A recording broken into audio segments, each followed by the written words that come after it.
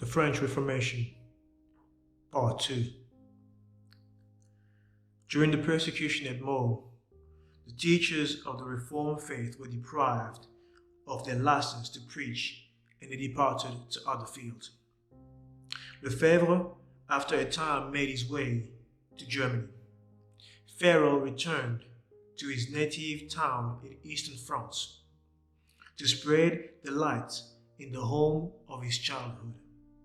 In one of the schools of Paris was a thoughtful, quiet youth, already giving evidence of a powerful, penetrating mind, and no less marked for the blamelessness of his life than for intellectual enthusiasm and religious devotion. It was confidently anticipated that John Calvin would become one of the most ablest and honored defenders of the church at the time, the Papist Church. A cousin of Calvin who had joined the Reformers was in Paris. The two kinsmen often met and discussed together the matters that were disturbing Christendom. There are but two religions in the world, said Olivetan, the Protestant. The one class of religions are those which man have invented, in all of which man saves himself by ceremonies and good works. The other is that one religion which is revealed in the Bible, and which teaches man to look for salvation solely to the free grace of God. I will have none of your new doctrines, exclaimed Calvin. Think you that I have lived in error all my days? Yet, alone in his chamber, he pondered upon his cousin's words. While still engaged in his fruitless struggles, Calvin, chancing one day to visit one of the public squares, witnessed there the burning of a heretic. He was filled with wonder at the expression of peace which rested upon the martyr's countenance.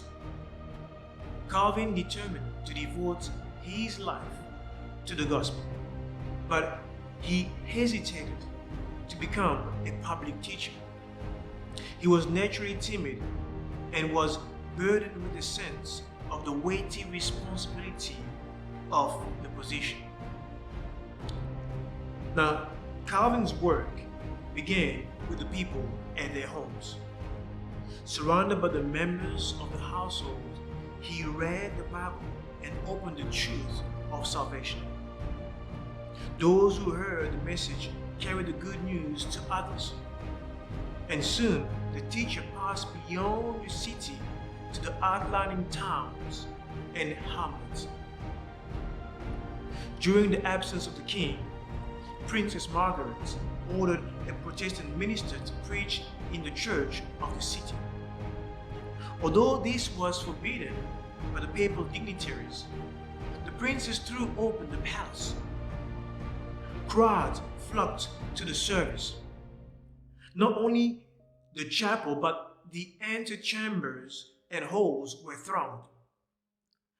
Thousands every day assembled. Nobles, statesmen, lawyers, merchants, and artisans. The king, instead of forbidding the assemblies, ordered that two of the churches of Paris should be opened. Never before had the city been so moved by the word of God. But the hierarchy was not idle.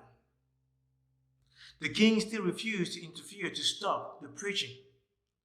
For 2 years, the word of God was preached in the capital, Paris.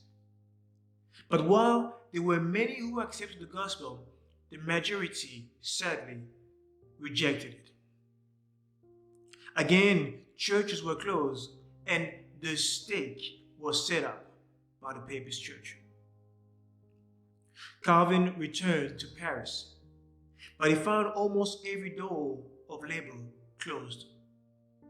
And he at last determined to depart to Germany. Now, placards attacking the Mass were in one night posted all over France. These zealous but ill-judged movements brought ruin not only upon its propagators, but upon the friends of the Reformed faith throughout France. These gave the Romanists what they had long desired: a pretext for demanding the utter destruction of the heretics as agitators dangerous to the stability of the throne and the peace of the nation, at least in their views. One of the placards was attached to the door of the king's chamber, private chamber. This aroused the wrath of the king.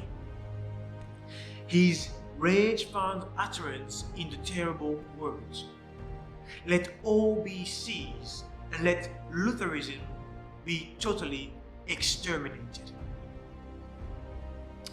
The king had determined to throw himself fully on the side of Rome. The victims were put to death with cruel torture, it being specially ordered that the fire should be lowered in order to prolong their agony. The priest, bent on keeping the popular fury at its height, circulated the most terrible accusations against the Protestants. They were charged with plotting to massacre the Catholics, to overthrow the governments, and to murder the king. Not a shadow of evidence could be produced in support of the allegations. And friends, the story does not end here. And once again, friends, we gotta look back in this story. We have to look into these pages and analyze and understand, where is Jesus when all these things are happening? Where is he? And friends, when I look deeper into this, friend, Jesus was preparing Pharaoh for greater trials. Crosses, persecution, and the lying weight of Satan were not wanting, said Pharaoh. They were even much more than I could have borne in my own strength. But God is my Father. He has ministered and will forever minister to me all needful strength. Friends, Jesus is right here with Pharaoh, confirming, strengthening him, and preparing him for what's coming ahead in the next part of the French Reformation. Friend, Jesus is the ray of divine light, penetrated even within the walls of scholarism and superstition by which Calvin was enclosed. Right here, it is Christ, friends, who led Calvin to the study of the Bible and discover, if he could, the secret of the joy of the Reformers' martyrs. And it is in the Bible and the Bible alone that Calvin found Christ. Friends, where is Jesus? Jesus is the one protecting all the reformers in France through the protection of Princess Margaret, who, loving the gospel, extended her protection to its disciples. Right there and there, the hand of Jesus was present.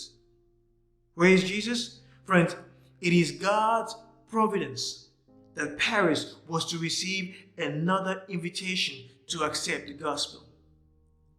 Friends, the Spirit of life from heaven, Jesus Christ himself, seemed to be breathed upon the people. Temperance, purity, order, and industry was taking place of drunkenness, licentiousness, strife, and idleness. Where is Jesus? Friends, although the churches were closed by the papists, Jesus made the way for his people to meet in one of the French region's cave. Here the Lord's Supper was celebrated for the first time with the Protestants in France. And from this little church, several faithful evangelists were sent out. Friend, Jesus is seen all throughout these pages, all throughout the lives, and all throughout the journey of the reformers in France. And why should you care, friends? Why should I care? You see, as in apostolic days, persecution had fallen out rather unto the furtherance of the gospel. You see, friends, driven from Paris and more, they that were scattered abroad went everywhere preaching the gospel.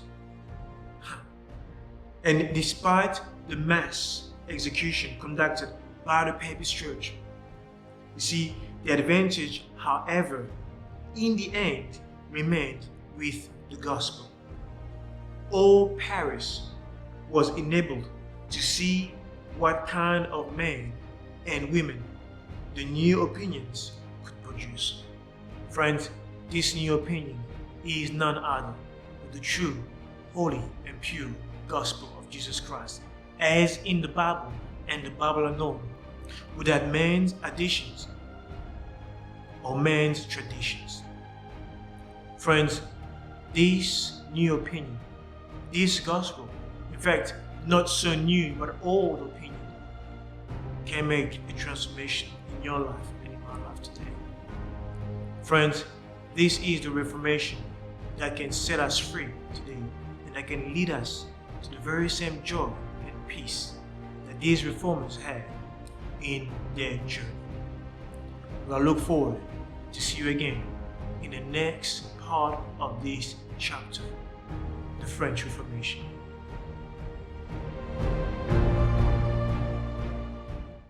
Hi there, Jonathan here from Voices in the Cities. I really hope you enjoyed this message.